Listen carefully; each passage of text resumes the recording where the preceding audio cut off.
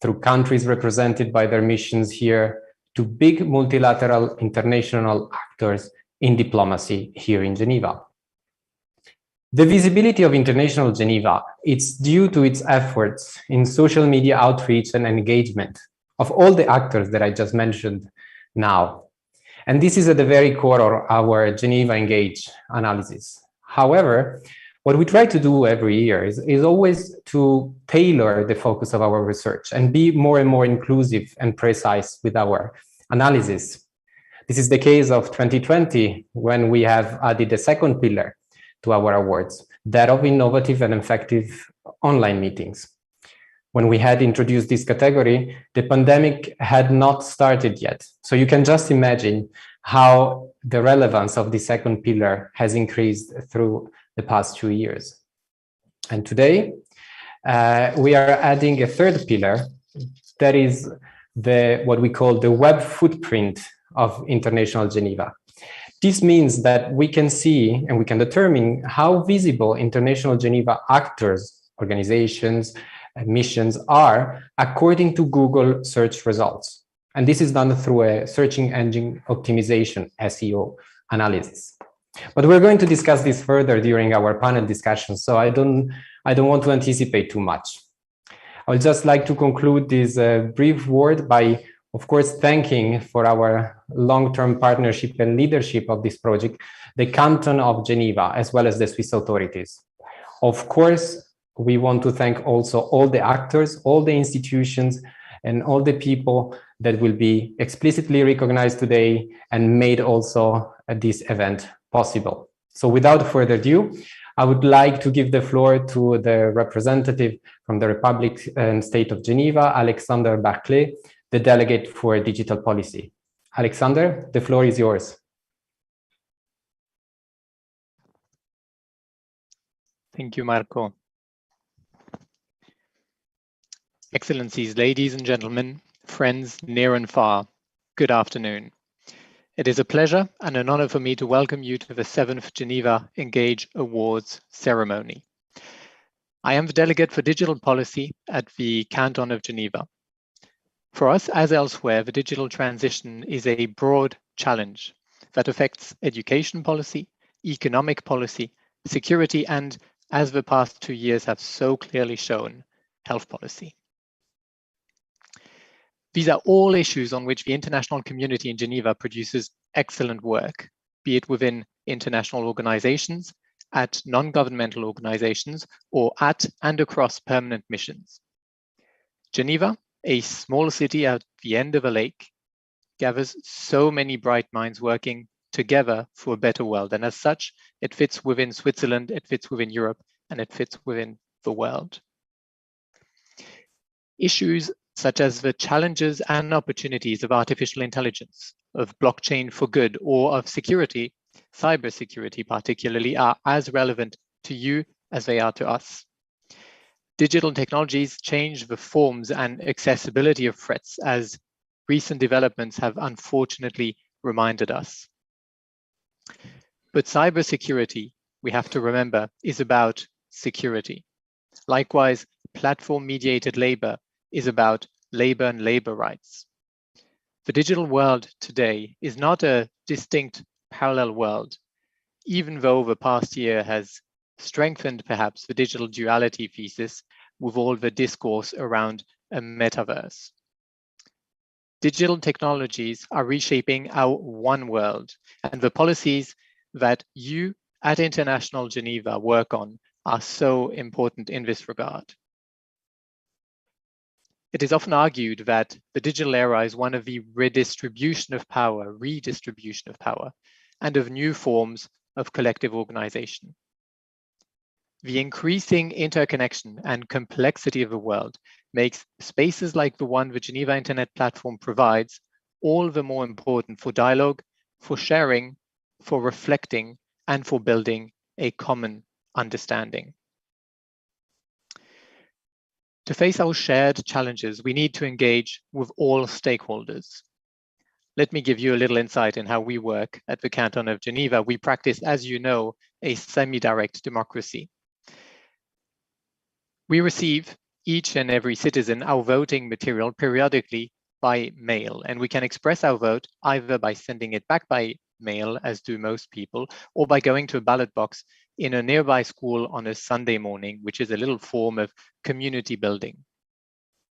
And yet, beyond these very classic instruments to expand citizen participation, we are currently experimenting with new ways of engaging with the population.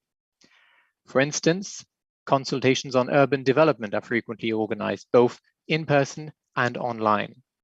A participation platform based on an open source solution allows anyone, including you if you so wish, to react to government proposals or to express ideas on a specific topic. And yes, of course, we also use social media to reach out on a local level. For International Geneva, in tackling shared global challenges, communication and dialogue are central. And today, in communications and in a digital era, communication through social media is the object of the Geneva Engage Awards, today in its 7th edition. The annual Geneva Engage Awards recognize international Geneva actors in their social media outreach, in their online engagement, and in their efforts towards more inclusive online meetings, as Marco just reminded us. In essence, these awards offer the opportunity to examine the links between international Geneva here and communities from around the world that are affected directly by the policies discussed and negotiated in Geneva in areas such as health, environment, human rights, and of course, digital issues. But not only that, this year we will also benefit from insights into Geneva's global footprint by looking at Geneva's web relevance through a search engine optimization analysis. How visible are international Geneva actors and organizations in Google search results around the world? Stay tuned to the end of the ceremony to find out. I am very much looking forward to discovering this year's winners and their work. Let me seize this opportunity to thank the Geneva Internet Platform and the DiploFoundation for the organization, for gathering us around this important theme, for showcasing the best in the field, for continuously exploring new fields of technology and developing new ideas to support international Geneva, and for ensuring a platform that allows us to share knowledge and thoughts on digital policy developments here and around the world. I wish you a great awards ceremony and discussions. Thank you very much. Thank you, Alexander. Thank you very much for these insightful remarks, especially by highlighting the important work that the canton and state of Geneva is doing when it comes to the engagement of individuals, both and institutions, both locally and internationally. As I was mentioning at the beginning of the event, this 7th edition of the awards is very special for us. We have introduced this 3rd pillar, that of the web footprint of International Geneva, that we are going to discuss a little bit more in detail now. And this is precisely the focus of this discussion and the input that will be given by our panelists. And for this, I would like to invite on the floor my colleague Teresa Reiswa, Director of Projects and Partnership at DiploFoundation, who will moderate the panel. Please, Teresa. Thank you. Thank you very much, Marco. And good afternoon to everybody joining us today. As Marco has said, it is quite exciting. We are meeting in a festive, on a festive occasion, so to say, because we will indeed be announcing winners. So who are those that lead by example in showing their engagement on International Geneva level? But at this event today, we would like to go beyond a simple award ceremony. We would really like to focus on the how. How did we get the results? What is the methodology behind that? But also about the whys. Why are we actually doing this? Why is it relevant? Why can it help International Geneva? I can tell you already that this discussion that we are about to have is going to be relevant both for actors that are based in International Geneva and are maybe wondering how they can improve their web presence or engagement on social media. But it's likewise interesting for actors joining us outside of Geneva to see what the laboratory here is about. Now, for the following about 25 minutes, we will learn about all these aspects. And I have a few guests joining us. So virtually with us are the following. We have Mrs. Anja Djacic, who is joining us from our AI lab in Belgrade, Serbia, working a lot on the methodology. Joined by the head of our AI team as well, also from Belgrade, Jovan Njegic. Hello to both of you. I would also like to welcome Mr. Matthias Lüfkens, our long-term cooperator from Digitips, who will be talking especially on the social media engagement and newest trends. And obviously, last but not least, it's the head of the Geneva Internet Platform. To make things complicated, another Jovan, this time Jovan Kurbalia, who will be joining us as well, mainly for the zoom out perspectives or the whys of this exercise in question.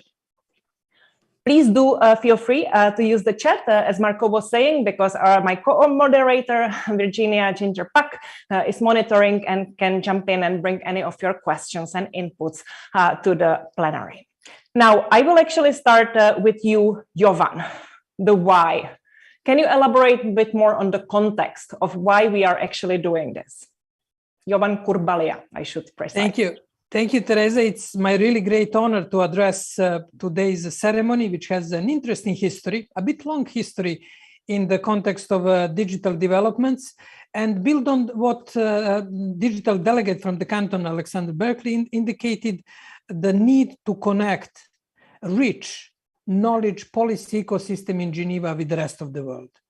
That was the main purpose of the first award, and it is the main purpose of today's award. Now, what has changed in 7 years? Many things, and I would say many new developments, especially during the pandemics. Now, we started initially 7 years ago with the social media footprint, mainly with Twitter. Later on, we extended to Facebook, to Instagram, as technology has been developing. Pandemic crisis made one collateral disadvantage or advantage for this analysis, as most of our interaction have shifted online. Therefore, we have, scientifically speaking, a possibility to really evaluate what is Geneva footprint worldwide and how Geneva can contribute to global public good by, first of all, sharing its rich knowledge exchanges in international organizations, academia, and vibrant NGO scene. As we, in this iteration of the Geneva Engage, and really in startup style of developing, adding new elements, we have 3 pillars to evaluate that Geneva footprint. One is our traditional social media pillar, and I'm sure we'll hear later on more on it. The other is this new web pillar, what people are finding when they search for digital cooperation, humanitarian intervention, science and development, almost 300 issues, what people in the 50 cities worldwide can see from Geneva. What are the resources from Geneva among the top 10 Google searches? We'll hear later on how it was calculated in quite sophisticated and complex system developed by our AI lab in Belgrade. But this was the major purpose, how to bring Geneva dynamics close to citizens worldwide for people who are mainly positively, sometimes negatively, affected by decisions made in Geneva. And that's the second pillar. The third pillar is the question of online meetings, or I would say hybrid meetings, which are emerging as the dominant way of engaging. And here, again, we have very interesting practices in Geneva, new way of conducting, revisiting protocol, drafting, building bonding in the hybrid environment with events in situ in Geneva, but also complemented online. Therefore, these 3 pillars are behind our analysis and are behind today's discussion. First, social media footprint. Second, web search footprint. And third, online meetings footprint. Over to you, Teresa. Thank you very much, Jovan, for giving us this context. And we will frame the discussion that we are having ahead of us along those three pillars that you have mentioned. The first one has been on social media. And here I would like to turn to you, Matthias, because this is your bread and butter. So could you please share with us, what do you see are the main trends in social media developments? And ideally link it to how can the Geneva community use this knowledge that you are going to share with us to be more relevant in their social media engagement. Matthias. Well, thank you very much, Teresa and Jovan. First of all, obviously, as an international organization, as an NGO based in Geneva or a diplomatic mission, I think it is important to be present on social media. Obviously, we've been seeing Twitter now for the past more than 15 years, Facebook, Instagram. I think it is really important that we are really present and diplomats are present on all these channels. Whether they're active or not is a different question. For example, on LinkedIn, I think it is very important to have a presence on LinkedIn because this is for your own staff, so they can basically put your logo on their CV on LinkedIn. And then obviously it would be advisable to be active on LinkedIn and to post as you post on Facebook and Twitter. So I think presence is really, really important. What we've seen over the past years, and you will see it in the figures, sometimes you have missions, they start out with a digital presence or with presence on social media, and then for whatever reason that person who was in charge of it has left, and basically the page is now dormant. So I think this is very, very sad to see that.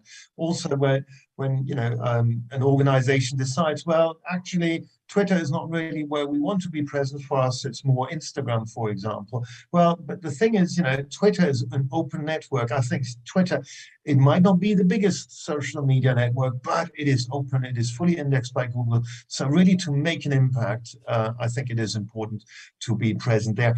And then to interact, between diplomatic missions in Geneva, but also with the UN Geneva account, obviously, but also the different agencies based in Geneva. I think this is so important that we can really that we see that diplomats and international organizations work together, because nowadays you cannot really do it all by yourself.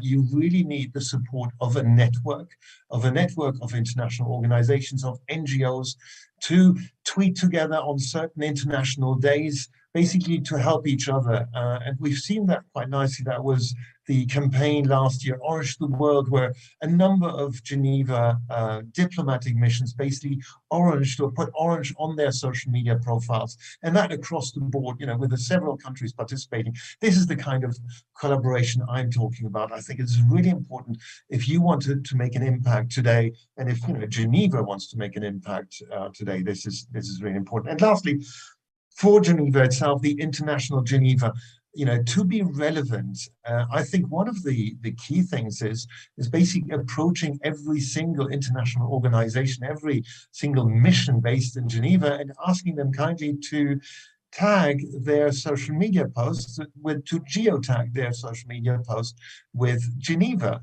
because quite a number of them don't do that, because they probably think it is too local if they would tag their Instagram post from Geneva. But I think this is how Geneva can make a difference, to have these big organizations which have a massive social media footprint, also geolocating their posts on Twitter, on Facebook, or on Instagram. I think this is very important. And what we've seen also last year, there is this new kind of way to use the hashtag to promote your city during the summit between US President Joe Biden and Vladimir Putin.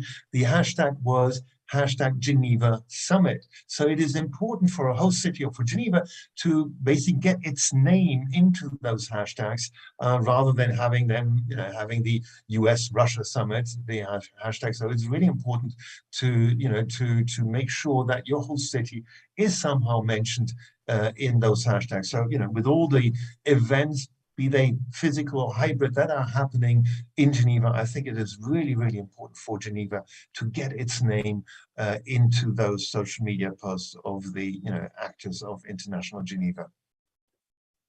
Oh, Matthias, thank you very much. That was quite insightful, and what was useful for us was to hear those practical tips that you've given. Make kind of the social media more true to the word of social, yes, for more engagement that we can kind of use. It's a win-win situation. Tagging Geneva, as you said, acknowledging the kind of local dynamics. That's useful for more actors involved. When you were commenting on missions and they're kind of maturing in a way also in handling social media, obviously we cannot also forget that many missions in the Geneva face the challenge of being very small, with minimum number of staff, where it obviously often belongs on an individual rather than on an institutional drive. So we particularly appreciate when smaller missions really try to use social media engagement for their objectives. Now, thank you for that. We will get back to you later.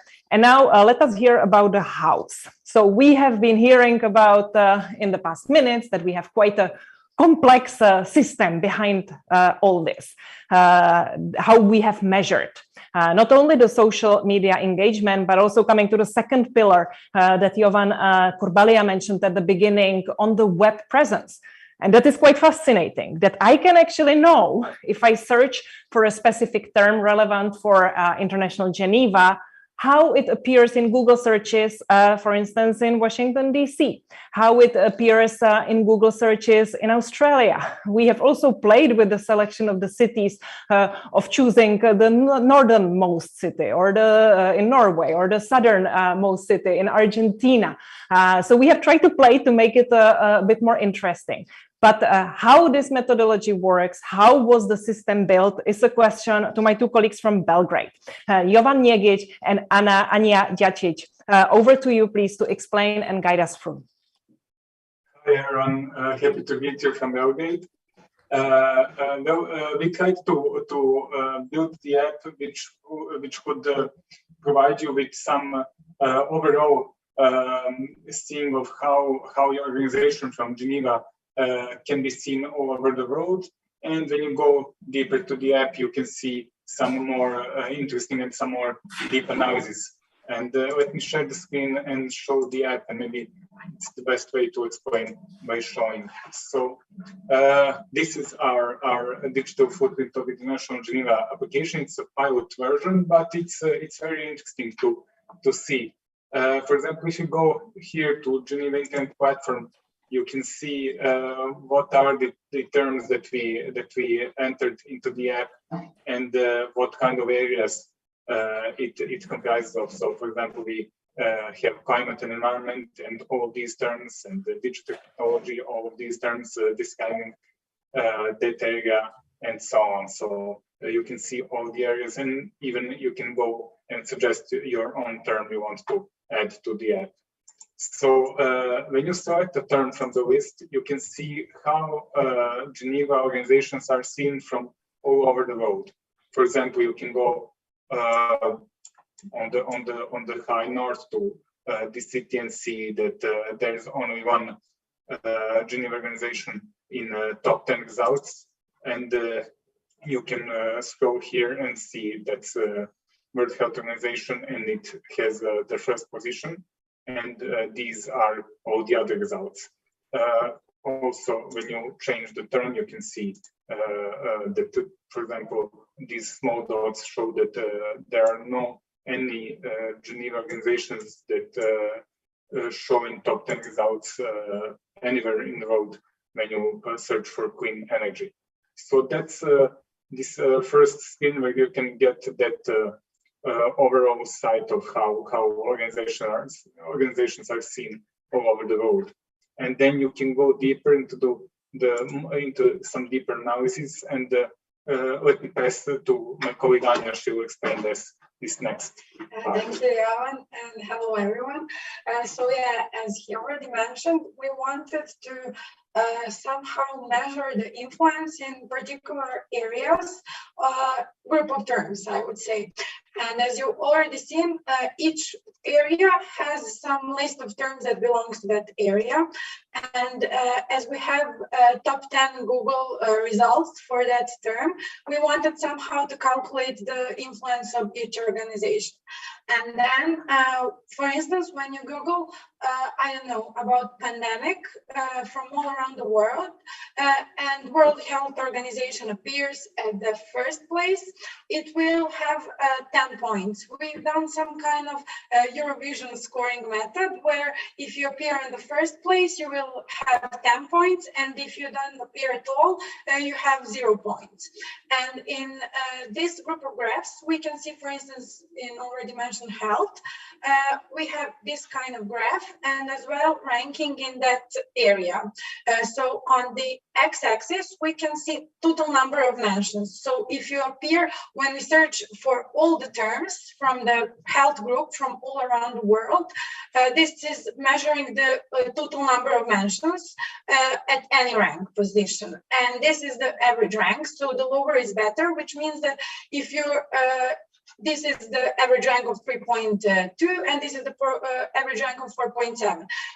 3.2 means that you, in average, appeared on the, let's say, third place in the Google search.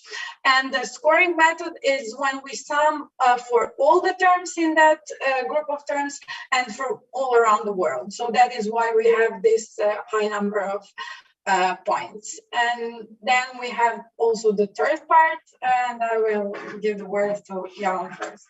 So this third part is the part of the app where you can compare two actors. For example, you want to check how, let's say, World Health Organization compares to, let's find SEGN, for example.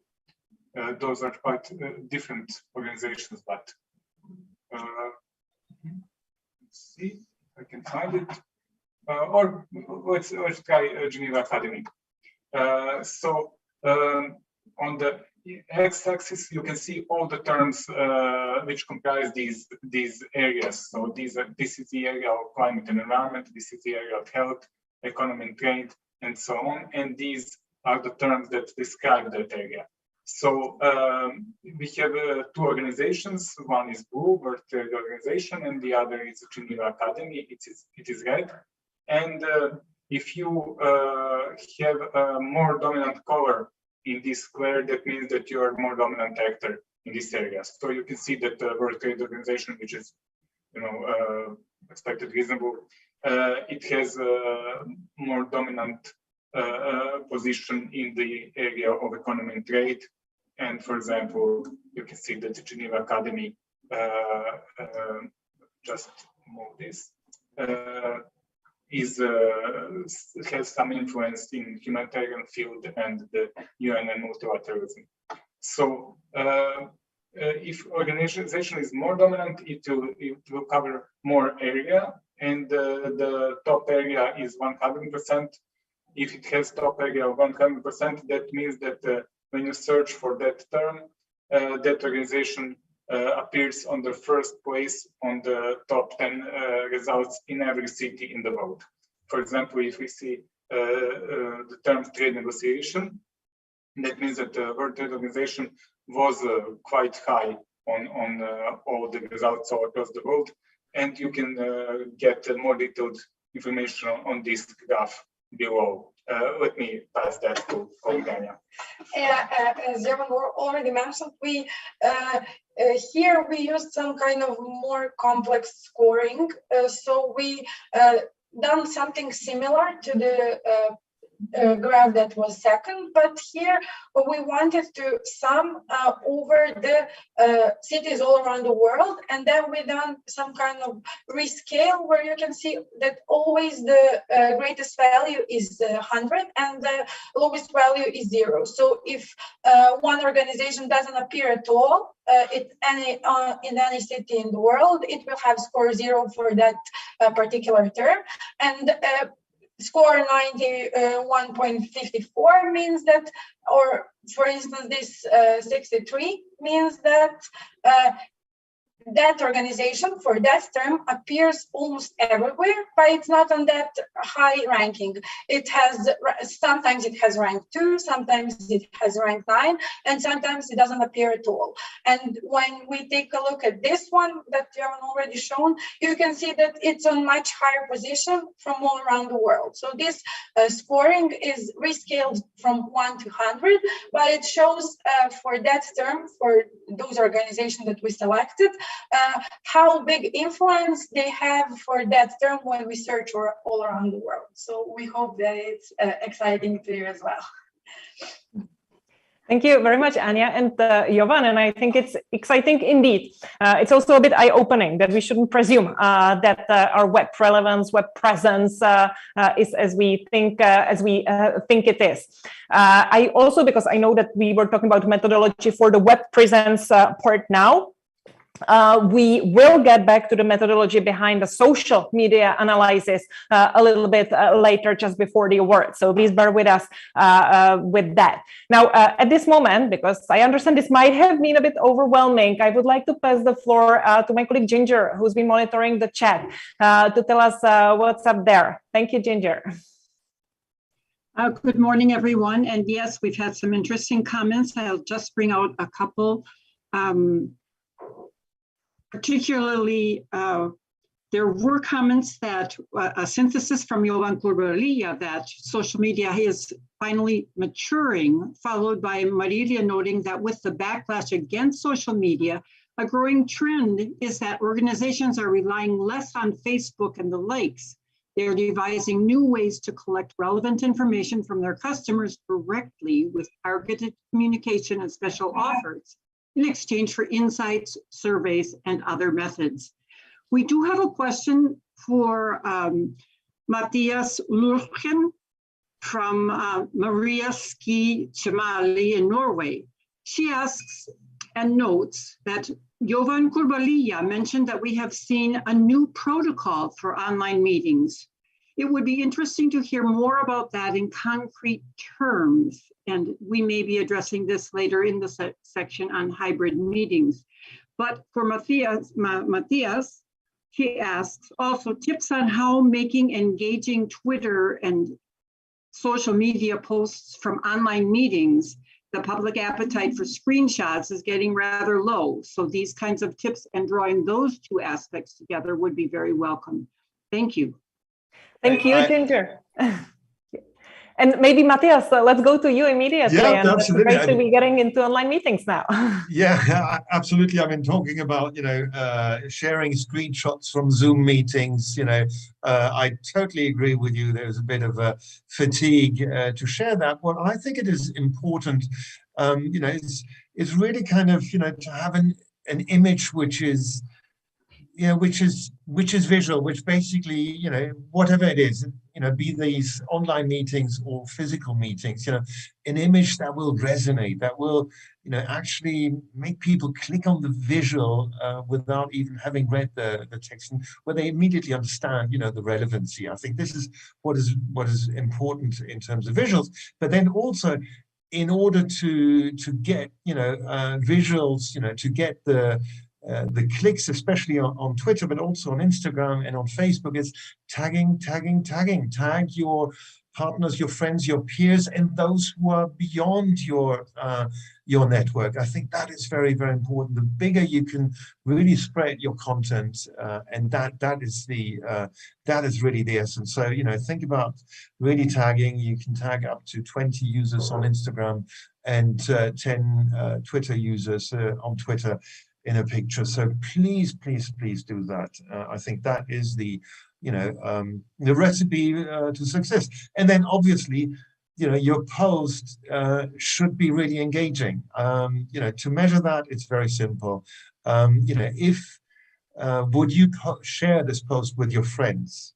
If the answer is no, don't share it as the post on your organization's profile. It's not because, the organization, should not be boring, but really engaging.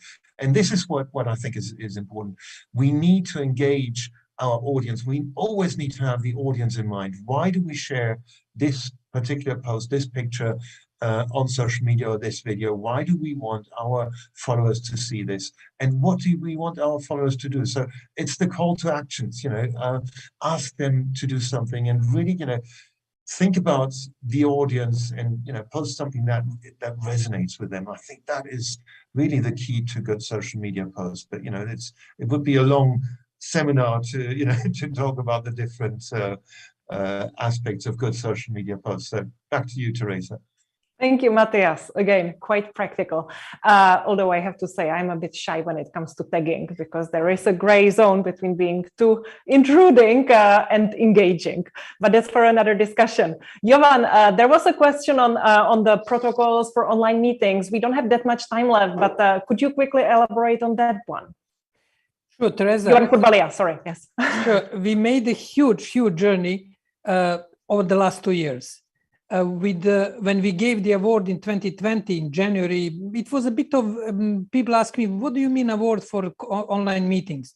And then unfortunately, COVID crisis and pandemic started.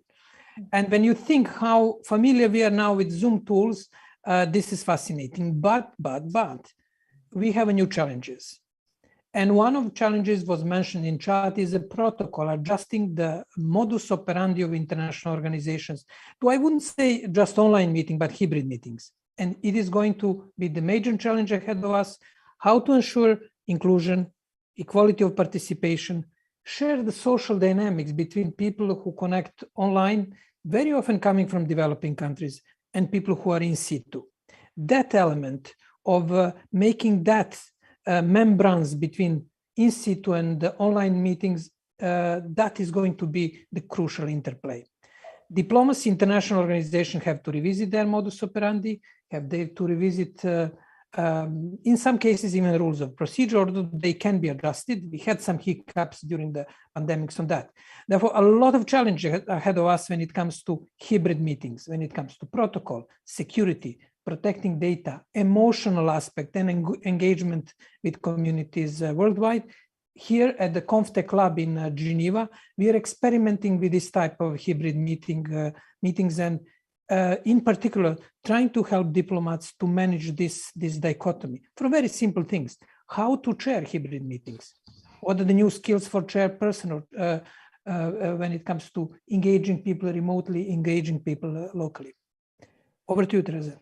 Thank you very much, Jovan, for that. To that, I can only add that we do have quite a few resources on exactly some of the aspects and challenges of online and hybrid meetings that you have mentioned. And if I could kindly ask Ginger to share these resources on the chat. Now, we are getting closer to actually knowing who the winners are this year. But I would like to thank a lot Anya, Jovans and Matthias for guiding us through some of the aspects that are relevant for this event and our discussion and our measuring. And I would like to pass the floor back to Marco Lotti, my colleague, to guide us through the remaining part of the event. Bye-bye and thank you. Thank you, Teresa. And thank you again to all the panelists for this interesting discussion on engagement. And thank you to Diplo's AI data and artificial intelligence team for guiding us through this exciting application, which we will share also with us and with you all in the upcoming days. Now we need to look, it's time to look a little bit more closely to the methodology that is behind the award.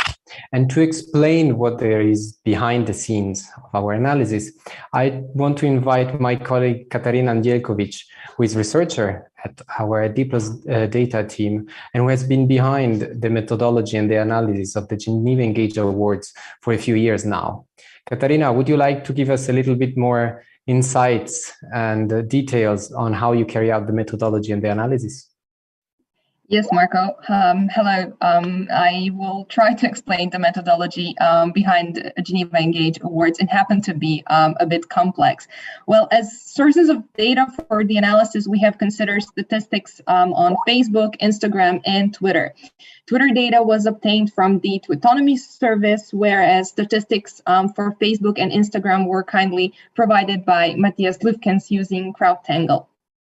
Given the variety of social media platforms and the varying popularity of communication channels across regions, the analysis was conducted for actors that had an active Twitter account from January 1st, 2021 onwards.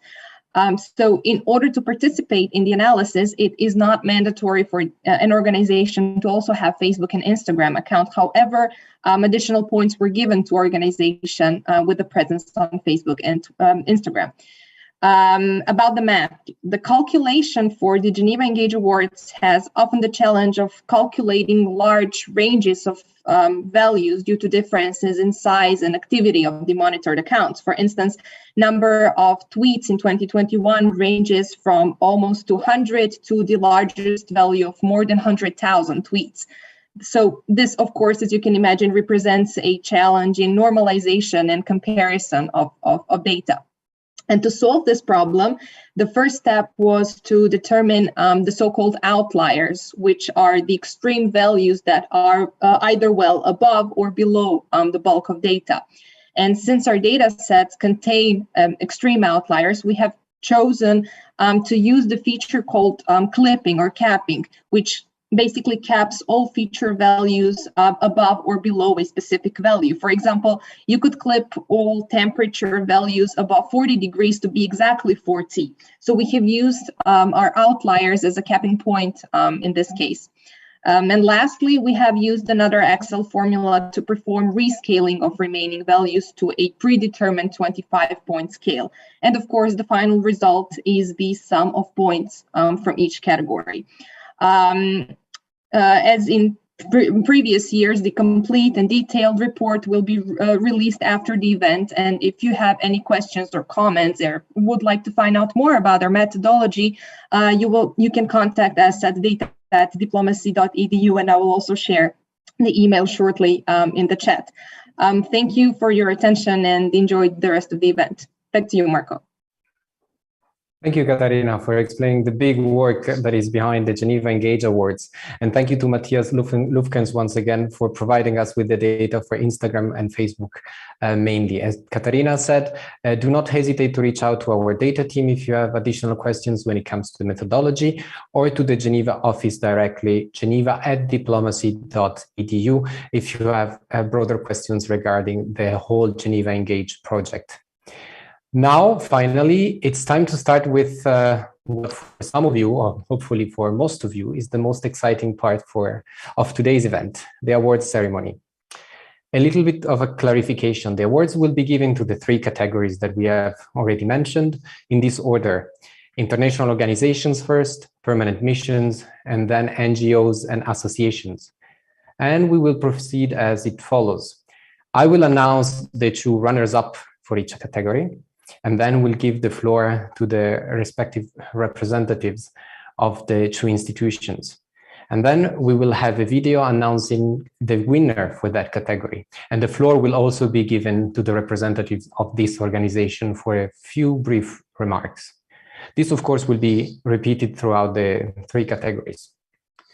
An important clarification, as also Katarina was mentioning, is the honorary mention part. For each category, I will also announce and present the honorary mention.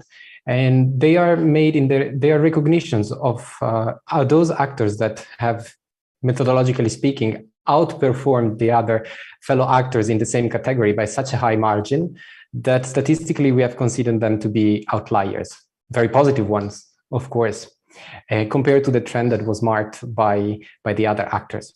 And the reason behind the honorary mention is that every year, every edition of the Geneva Engage Awards, we always try to analyze and recognize even further the effective and meaningful participation, especially of those actors that engage on social media with minimal resources or are implementing new practices of engagement.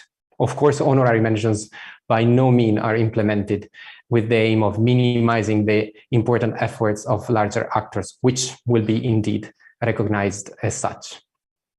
Now, finally, we can start with the first category, that of international organizations.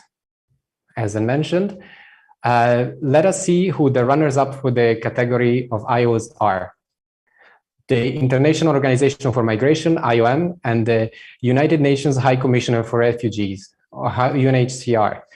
Join me for a big round of applause, virtual ones, for these two organizations who have performed greatly for the past year. I will now give the floor. I think we have with us Paul Dillon from IOM for a few insights on your performance for the past year. Paul, you have the floor. Good afternoon. Good afternoon. Thank you very much. Really, it's a pleasure to be here, and a sincere thank you to GIP and DiploFoundation for the recognition of our work, and of course the Canton of Geneva for their support to this process. You know, IOM has been among the top 10 finalists for the last 4 years, and so we are obviously delighted to finally push through the digital ceiling to place in 2021. We're a very small team here at HQ managing global content. We're 3 people on the news and advocacy side, 1 social media officer, 2 audiovisual colleagues, 1 graphic designer, and a small team in Manila that steers our web presence. Much of the credit this year, as in past years, goes to our former colleague, Luca Lamorte, who, as many of you will know, piloted IOM's social ship until October of this year, and our colleague May in Manila, who's been ably filling in since his departure. And a lot of credit too goes to our regional and country level colleagues. Without their teamwork and commitment, we would simply be unable to tell the migration story. I'm going to cover off just very quickly here our commitments. At IOM, we're committed to excellence in migration storytelling that puts a premium on the voices of migrants and those that we serve. We are committed to confronting xenophobic and anti-migrant messaging. We are committed to highlighting both the vulnerabilities of people on their migratory journeys and the overwhelmingly positive benefits of well-managed migration initiatives and practices. We are committed to advocating for their human rights. We aim to communicate complex policy and programming issues to as broad as possible an audience. And for this in particular, our social media platforms are absolutely critical. And of course, we want to underline the impact of IOM's operations from over 100 countries, and particularly those in these compelling, complex, and heart-wrenching humanitarian situations in countries like Afghanistan and in Yemen. Now, we've had a historic lack of communications resources here, and the constraints of COVID-19 have forced us to be strategic in our approach, investing in 3 principal areas. The first is on breaking news on migration. We aim to be the authoritative and reliable voice and source of information for media. The second is, and we're very excited about this, are the opportunities presented through digital partnerships and on using new platforms as early adopters, and both TikTok and Viber are really compelling and excellent examples of being able to leverage an early approach and early adaptation of these kinds of platforms. And finally, like many of our colleagues, of course, a strong focus on video content and alternative storytelling techniques where, particularly in these days, mobility restrictions have really hemmed in our ability to gather compelling content from the field. Now, final word is on what we're looking at moving forward. We see, of course, as many do, audio podcasts and other spaces for thoughtful conversations and discussions between IOM and different interested parties as being critical to moving the needle. We see vertical storytelling evolving. We're particularly interested in this continuing marrying up of video and music, and are looking for partnerships with content producers. And finally, accessibility is really important to us, and it's something I think that often gets overlooked. We need to find a better way to manage content production in countries where, for example, there's lower bandwidth, and make small adjustments, important adjustments nonetheless, to mainstreaming the use of closed captions, for example, in our videos. You know, I'm really excited about the possibilities and the opportunities to use our social media platforms to tell more and compelling stories about migration and as I mentioned earlier, to move the needle on the global conversation about migration. And you've done excellent work on this side. And I just wanted to share with you that the chat has been overflown with praises and congratulations because of your remarkable work, your work and that of your colleagues. So I just wanted to recognize your successes and give you the award. I would now, just in the interest of time, give the floor also to UNHCR. I believe we have from the organization Gisela Lomax and Yanga Gadini Williams with us. Could you take the floor to share with us a very brief remark?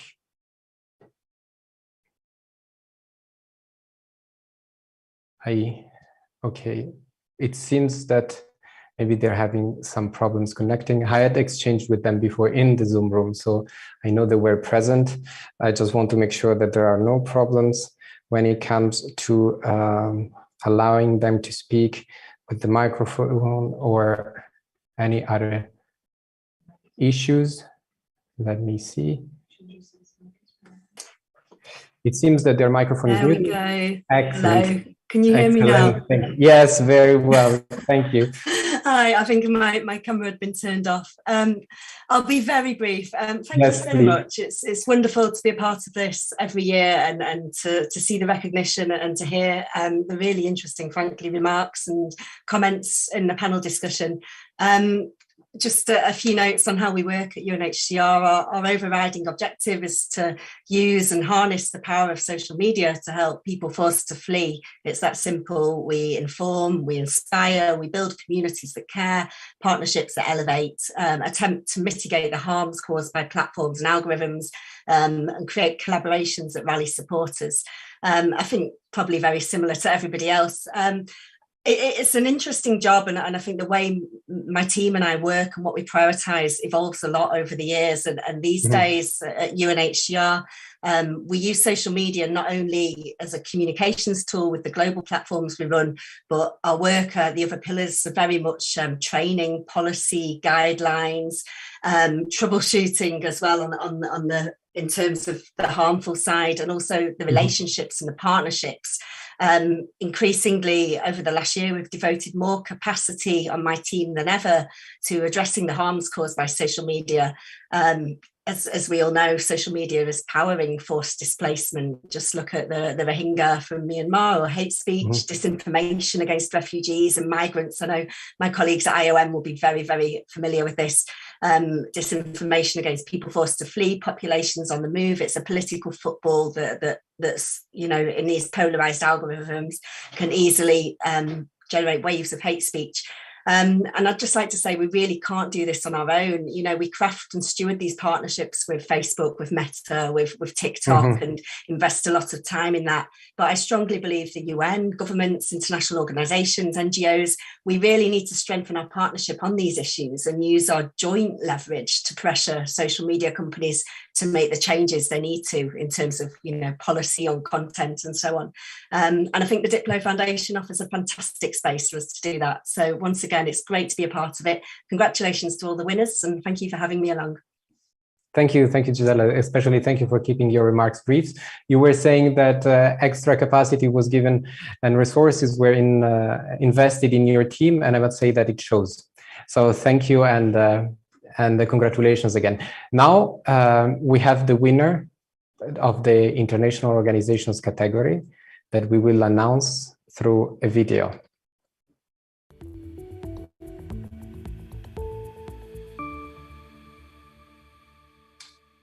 The United Nations office in Geneva. Again, a big round of virtual applauses, and the floor is given to Alessandra Vellucci from the UN Information Service. Alessandra, the floor is yours.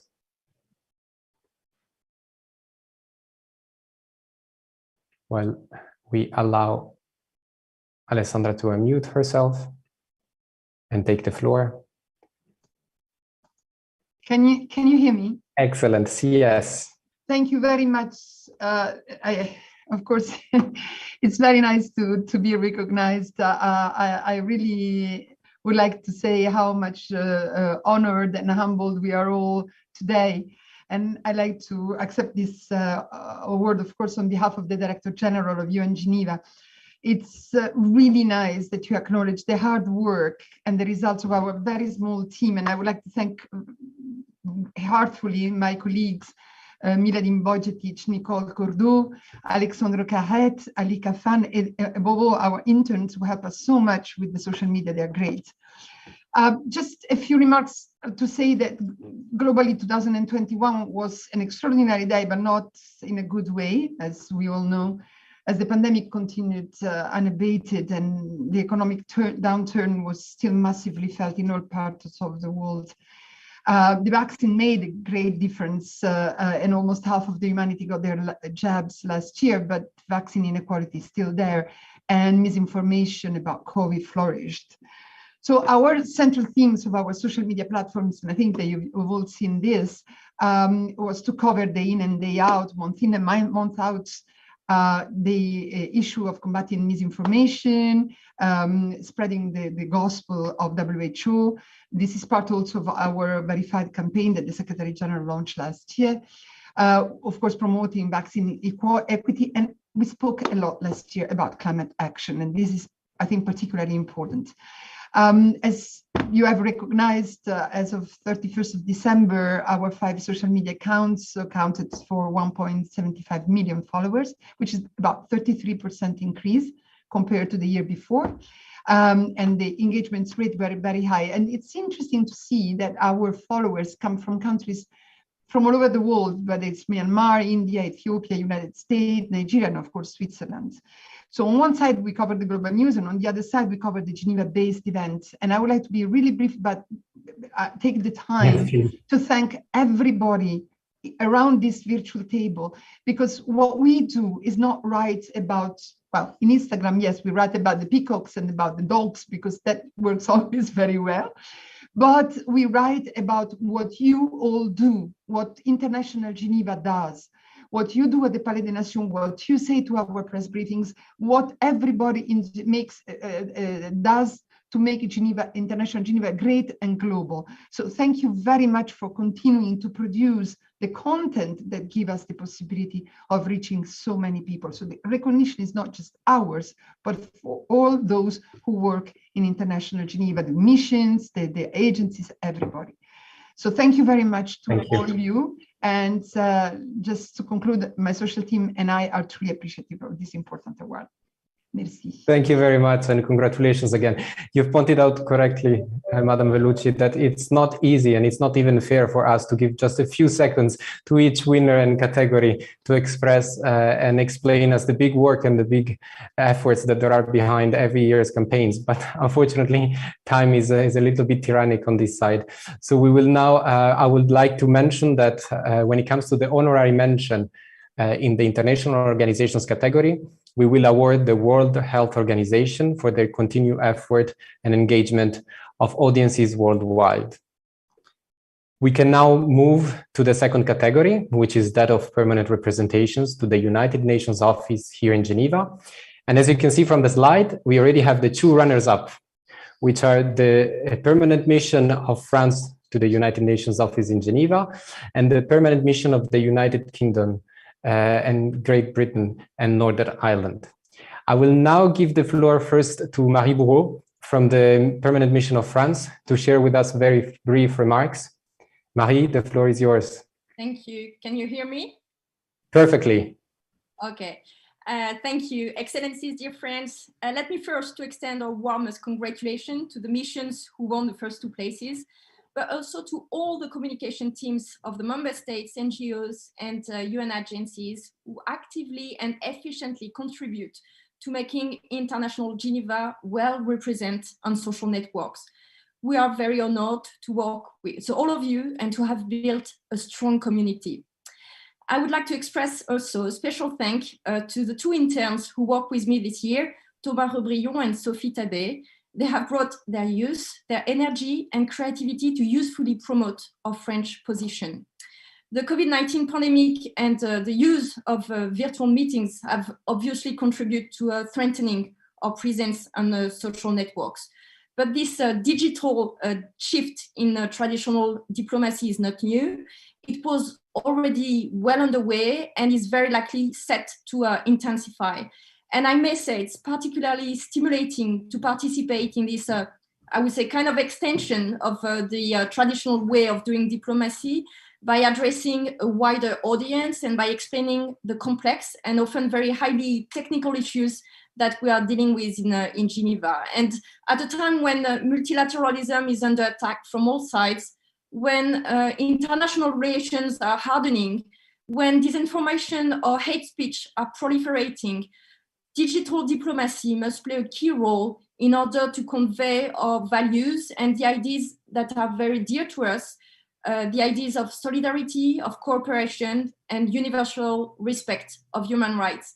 I thank you very much for your attention, and congratulations again to all the winners. Thank you, and congratulations to you. Now, from the UK mission, we have Ambassador Manley, permanent representative of the UK here in Geneva. Ambassador, you have the floor. Thank you very much. And I'm accompanied by my head of comms, Arabella Neal. So this award is as much to them as anything. And félicitations à Marie Bourreau, nos collègues français. Congratulations to Alessandra. I love the UNOG Instagram account, peacocks included. And you did a great event last week, by the way, on the Holocaust Memorial. So thank you and well done. Look, I mean, digital diplomacy in all its facets is really important to us. It matters to us because of transparency, explaining to the British population, the British taxpayer, British Parliament what we do here, why we do it. And it matters to us because it's engaging with the wider audience, as others have said, above and beyond Geneva, explaining to the people risking their lives on the streets of Yangon or Khartoum in pursuit of democracy, what it is we're doing here in the Human Rights Council, reaching out to businesses to engage with them in various ways so that we can ensure that their views, their concerns are fed into the World Trade Organization. This is where it's at. And I also think it's really important to see it as part of a continuum. So this is social media, digital diplomacy isn't something apart from the rest of diplomacy. It's not different from analog diplomacy. It's all about engaging audiences, engaging people, making a difference, helping to secure a fairer, safer world for all of us. So thank you very much. We're really honoured to be part of this, and congratulations to all the winners. And I hope we'll be as successful this year in Eurovision. Thank you very much, and congratulations again for your victory. Now we are happy and thrilled to announce that the winner for the permanent missions category goes and is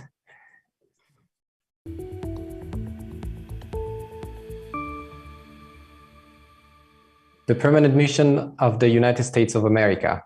And to accept the award, we have here with us today Ambassador Sheba Crocker, US Permanent Representative to the United Nations and other international organizations in Geneva.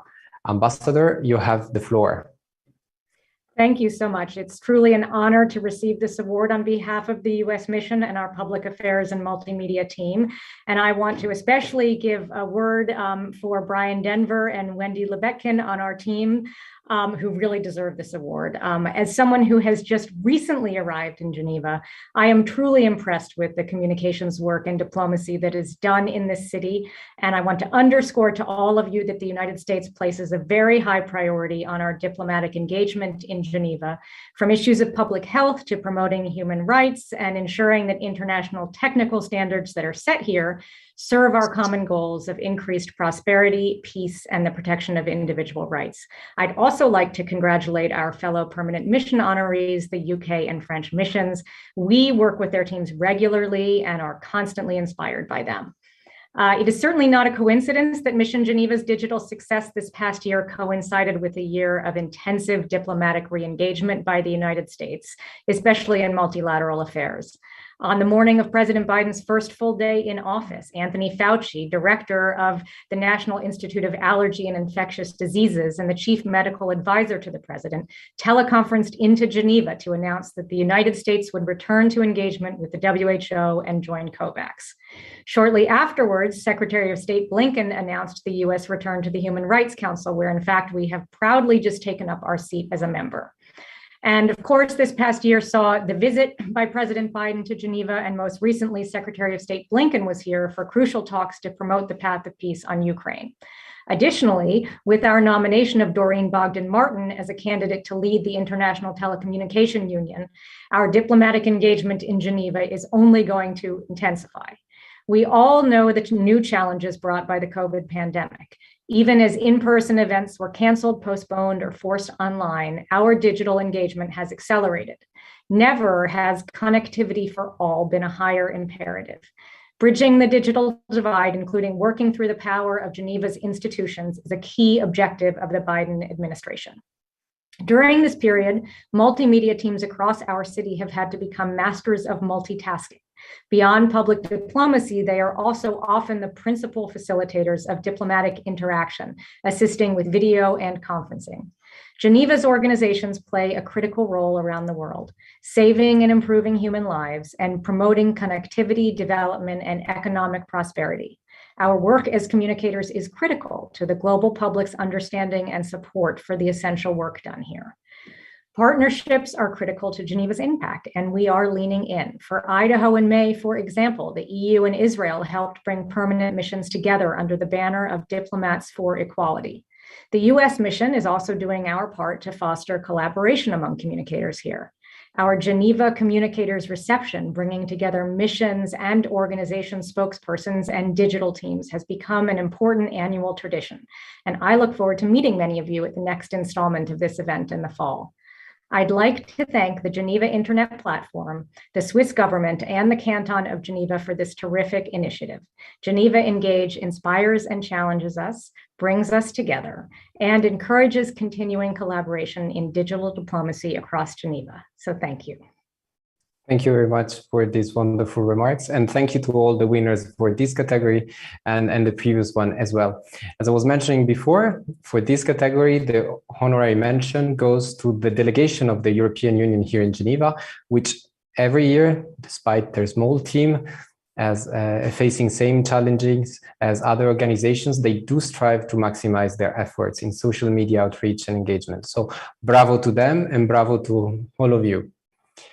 We can now move to the last category, that is that of NGOs, non-governmental organizations, and associations.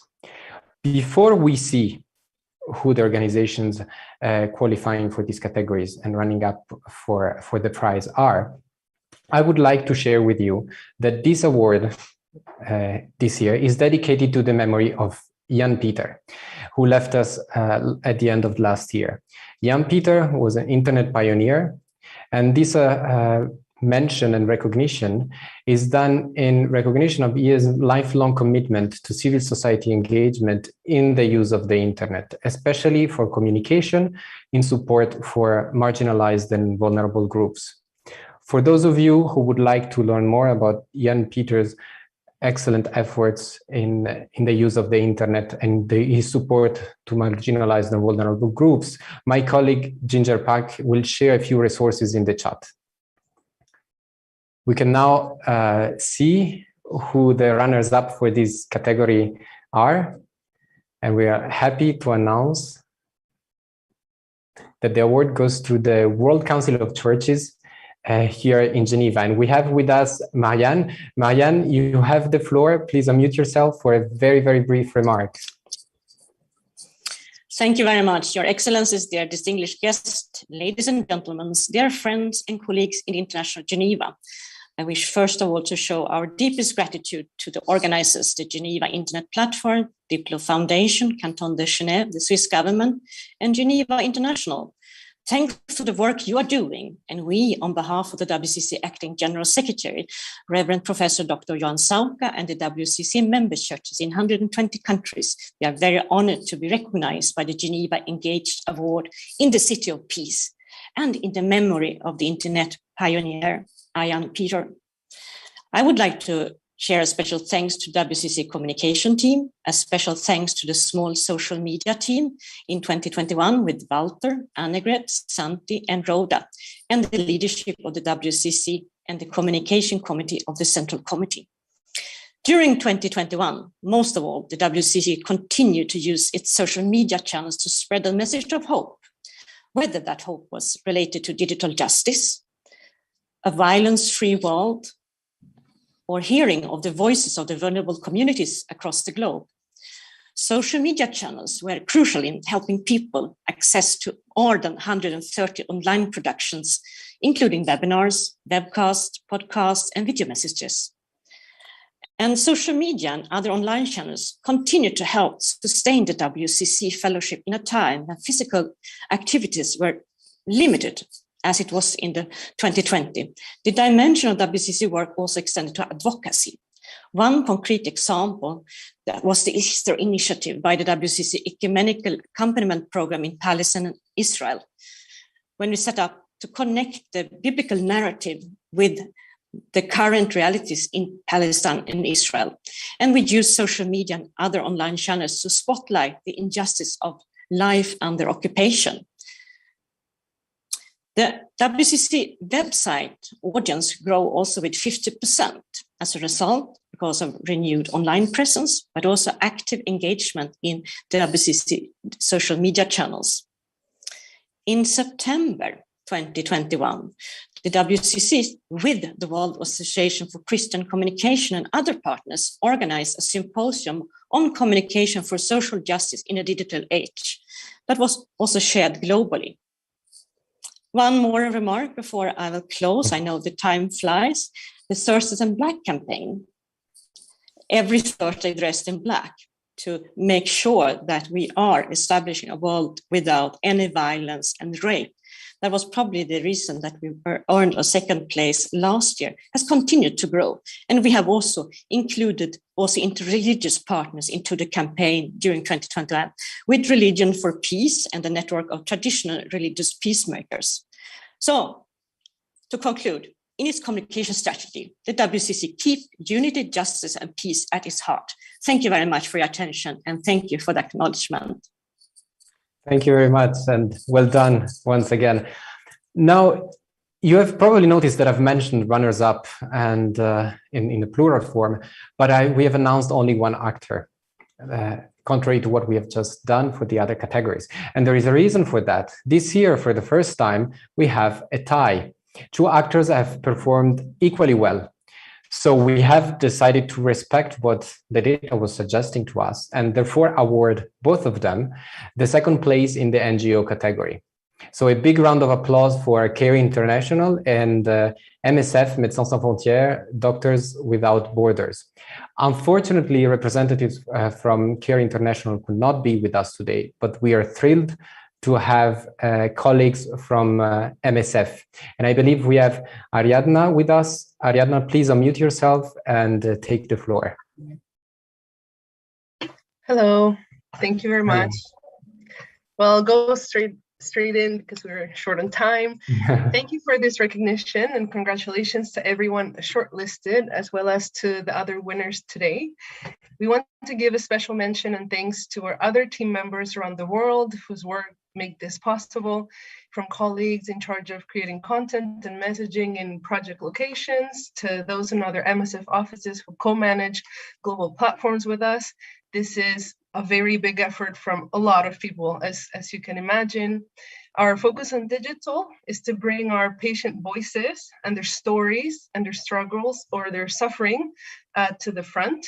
We are communicating on the situations that they are going through and what we see in the places where we are present. Last year, besides following historical events of global importance, we explored new functionalities like Twitter Spaces, and we're happy to mark MSF's 50 years with a variety of activations in digital to bring the global movement together online. So that was our 2021.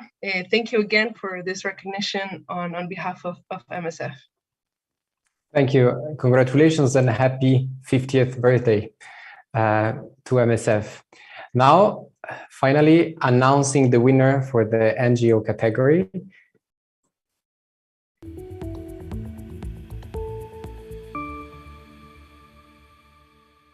Gavi, the Vaccine Alliance. Bravo, and the floor goes to James Falker, who can unmute himself and take the floor. Yeah, just to say a huge thank you. This is really an honor. And it's been very tough 2 years, two tough pandemic years for Gavi. We have a small comms team based in Geneva. And I remember after 2020, which is probably the busiest year of our professional careers, we were confidently told by our director that 2021 was going to be quieter. It was anything but. So yeah, just a huge testament to the hard work from the team. It's been a lot of long nights and long weekends, dealing with COVAX, as well as obviously keeping routine immunization on track. And I think it's also a testament to a content revolution we've been having at Gavi. So the vaccines work section of our website, which was a backwater 2 years ago, we now have regular, about 3 articles a day going up there. And the majority of pieces are coming from the field. So we don't have any international presence. We never have, and that's always made it tricky for us to really tell the stories, give voice to the people who we're actually trying to help. So over the last couple of years, we've built a network of writers across Africa and Asia who are now providing pieces on a daily basis. And we think we're just getting amazing content, and we are really giving that voice to people. And I wanted to say also just to Gisella's point, I think that's a really good and interesting point, that we've also had a lot of support from the social media companies. So Google and Facebook have been really instrumental to our success. But I think what they're seeing in terms of, contributing to humanitarian crises, we're seeing in terms of vaccine misinformation. So very interested in using the DiploFoundation as really a platform, forum where we can speak with one voice. I thought that was really interesting. So yeah, thank you very much. And yeah, as I say, it was a real honor. Thank you. Thank you, and well done, and congratulations again. And the honorary mention for the NGO category goes to the World Economic Forum, WEF, for their sustained effort in displaying International Geneva and bringing audiences together to the most timely and important topics on the agenda. Now, the awards ceremony is not over. Not just yet. We have gone through the 3 main categories: IOs, permanent missions, and NGOs. But as I said in the beginning, since 2020, and also Jovan has reminded us, we have introduced a new award that was given for innovative and effective approaches to conducting online meetings. This new award aims to encourage new developments for this effective interplay online, offline. In 2020, the Internet Governance Forum here in Geneva was awarded with this award, and last year the International Telecommunications Union was the recipient of this award. Now, as Jovan also reminded us, we introduced this category, this award, just before the start of the pandemic. So with all the effort, we could have not predicted how central and crucial the pandemic would have made online meetings an effective and inclusive online participation. So many organizations, they've already talked about it, but they've already shown their efforts in this sense. But we would like also to take time to acknowledge how much these organizations have outdone themselves in ensuring a smooth transition to online activities, and also, and most importantly, that online meetings are as effective and inclusive as in situ ones.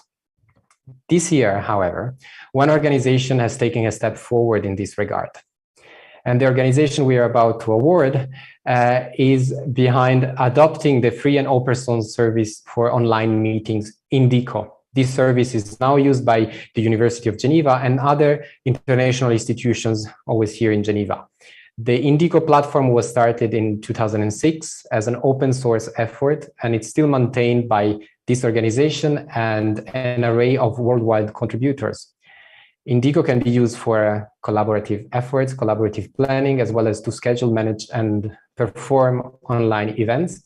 So without further ado, as you can already see on the screen, we are very excited to award the CERN for the Online and Effective Meetings Award. And from the CERN, we have with us Tim Smith from the team of Collaboration Devices and Applications Group, and also Adrian Monich from the team of Indigo. Tim and Adrian, you have the floor. Excellent, thank you very much. So on behalf of CERN, and especially my colleagues like Adrian, who build and maintain Indigo, I would wholeheartedly like to thank the Geneva Internet Platform, DiploFoundation, the Canton of Geneva Swiss Confederation for this award. It is especially precious coming from organizations who champion openness and dialogue, as this is where Indigo's heart is. Indigo is a beacon of open science for CERN, facilitating collaboration across borders. It's a platform for submitting material prior to a meeting, hosting and running the agendas and presentations live, and storing any material and conclusions produced afterwards. It was actually launched as a project in 2002 with funding from the European Commission. So this is our 20th anniversary, which makes it even more special, thanks. Indigo was born from the needs of scientists to collaborate more effectively from their home institutes around the world. It grew to encompass meetings as well as conferences and expanded from research to engineering and administration departments. And now a staggering 900,000 events are housed at CERN. It's an open source project, and as such, it's free to download. And so it's now installed at more than 200 institutes around the world. The core development team is still at CERN, but we do get contributions, as said, from around the globe, and especially now from the United Nations team, with whom we have an exciting collaboration. Concluding, Indigo doesn't concentrate on the eye-catching conference dressing and headlines, all of which fade too quickly afterwards, like the websites behind them. Instead, it focuses on the substance, the material presented, the ideas exchanged. These are the things that have lasting value, worth keeping, available for everyone, forever. Thank you once again for this precious award. Thank you very much. Congratulations. And also happy birthday to you too. 2022 is also Diplo's 20th anniversary. So we're happy to celebrate together our 20th anniversaries. The awards ceremony is now over, and we are also at the conclusion of today's event. I would like to invite all of you also to have a look at the chat, where a wave or a sea of appreciation has been shared by fellow organizations, by participants today, to the remarkable work of the institutions that have been awarded today. This said, I would like to thank once more our winner organizations, the Canton State of Geneva, as well as all of you for being with us during this year's awards ceremony. Do not hesitate to get in touch with us at geneva@diplomacy.edu regarding this project and also other possible collaborations on making International Geneva more impactful and collaborative. I wish you all a great day, evening, or afternoon, depending on your time zone. Thank you and see you next year.